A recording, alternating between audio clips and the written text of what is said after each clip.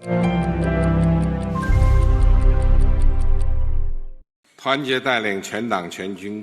have united and led the whole party, the whole army, and the people of all nationalities to effectively cope with the severe and complex international situation and the enormous risks and challenges that have ensued.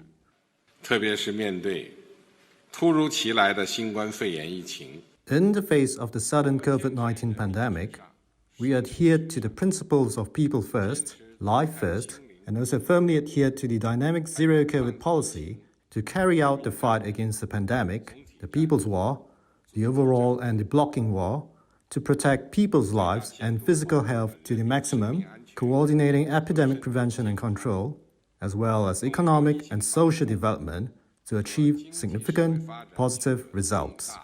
积极成果。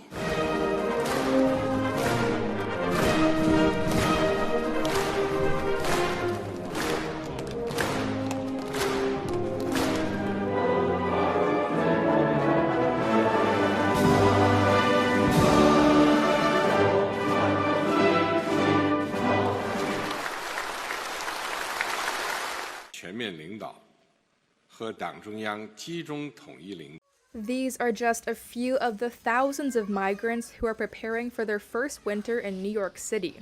More than 17,000 have landed in New York City since April. The increase has set records for the number of people in shelters across New York and could cost the city more than $1 billion, prompting Mayor Eric Adams to declare a state of emergency. Venezuelans make up most of the city's new arrivals. They're being bussed in from Texas under Republican Governor Greg Abbott. Abbott has sent 5 to 6 buses every day since September to push the responsibility for border crossers to Democrats like President Joe Biden and Mayor Adams, making migrants like Elva Castro feel like they're a political pawn. Como profesional lo siento. As a professional, I feel like we're being used politically. Políticamente. For 23 years, Castro was a nurse in Venezuela, making the equivalent of just $6 a month. Trying to flee poverty and violence, Castro and her family relocated throughout South America before making it to New York. Her journey was dangerous. She trekked through the roadless Darien Gap in Panama and witnessed rapes walking through Mexico. Claro que Estados Unidos quiere darle como apoyo a los Of course, the United States does not want to give support to Venezuelans because, yes, the United States knows the current situation our country has with President Maduro. And the truth is, Venezuela is not livable. You can't eat, and the United States knows this. A New York law is also driving Governor Abbott to send migrants there. The decades-old law states that anyone who doesn't have a place to stay in New York has the right to a shelter. It's made shelters across the city step up, including Maspia soup kitchens where Elva Castro and her family are getting support from. Alexander Rappaport is the executive director. We are a nation of immigrants, a city of immigrants, so when we hear the word asylum seekers, we all want to share. But resources are limited. Mayor Adams has called for state and federal funding to help pay for increased housing and services. He's also urged the federal government to slow the northward flow of migrants from the border. And this week, the Biden administration announced their latest plan to contain illegal immigration. Under the new plan, Washington will grant up to 24,000 Venezuelans humanitarian access to the U.S. by air, while enabling U.S. officials to expel to Mexico those caught trying to cross by land illegally. This is the aftermath of shelling by Ukrainian forces in the eastern city of Donetsk on Sunday.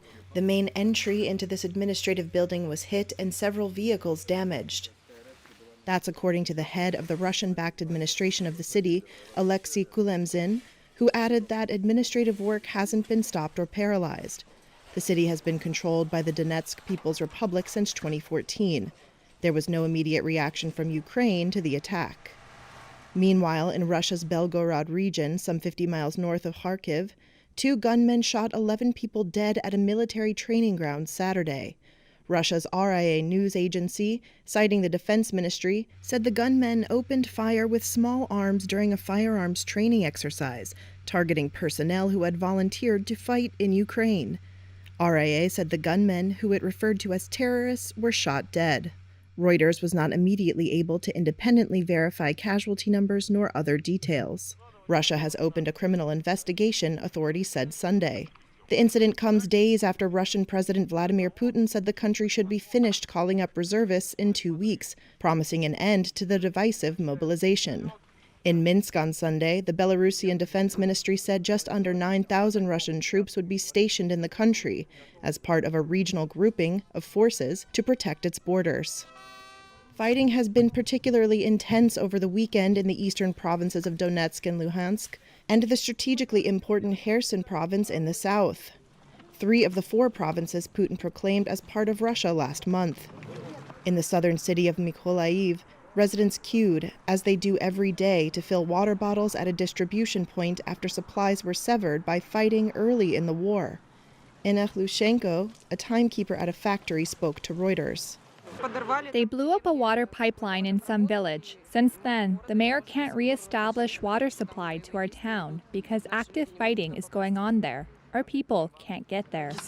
And in a settlement near Kupiansk on the front line in northeast Ukraine, people are struggling for food and electricity during a time when temperatures at night are just above freezing. Although Ukrainian troops have recaptured thousands of square miles of land in recent offensives in the east and south, officials say progress is likely to slow once Kyiv's forces meet more determined resistance. Elon Musk is reversing course on his decision to stop funding Starlink internet service in Ukraine, citing the need for good deeds.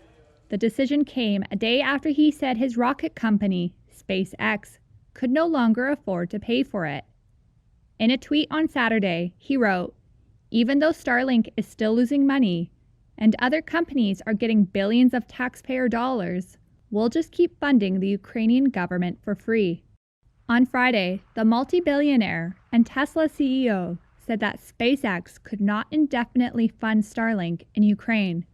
The service has helped civilians and the military stay online during the war with Russia. Musk has been in online fights with Ukrainian officials over a peace plan he put forward, which Ukraine says is too generous to Russia. He made his remarks about funding after a media report that SpaceX had asked the Pentagon to pay for the donations of Starlink. SpaceX did not respond to a request for comment. The Pentagon declined to comment. Stranded Venezuelan migrants worry they might never pass through an immigration office, like this one in Mexico, to reach the United States. That's after a deal between the U.S. and Mexico this week sought to cap a sharp increase in crossings. Under the new plan, 24,000 Venezuelans would be granted access to the United States by air, but applicants must have U.S.-based sponsors. Venezuelan migrant Leonesi Castillo told Reuters he and others were deported by officials after crossing into the United States. They've requested that we have a relative who has been living in the U.S. for over 4 or 5 years. It's unfair. We want a response. We're in Mexico. We have run out of money. We have had our bags stolen. Shelters don't take us in. We're stranded in the street. Nobody wants to help us. The bilateral deal has enabled U.S. officials to expel to Mexico those caught trying to cross illegally by land. And according to 2 U.S. officials, up to 1,000 Venezuelans could be expelled per day. Before the agreement was reached, Venezuelans who crossed illegally into the United States were often allowed to stay while seeking asylum because it was difficult to send them back to Venezuela or Mexico. Migrant shelters in Mexico's Ciudad Juarez are overbooked, according to Director Father Javier Calvillo, who says the new deal will only make the problem worse. The 38-40 shelters are overbooked right now, so with this situation, such an agreement will worsen it as more migrants will gather. And don't forget violence, kidnappings, and all sorts of difficult situations here. So, honestly, it seems like officials have reached agreements in offices that benefit their own interests.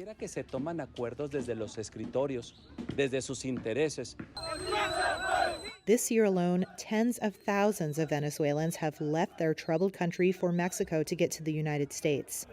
Many others remain en route, and the new plan's entry quota has fueled concern it could spark a humanitarian crisis.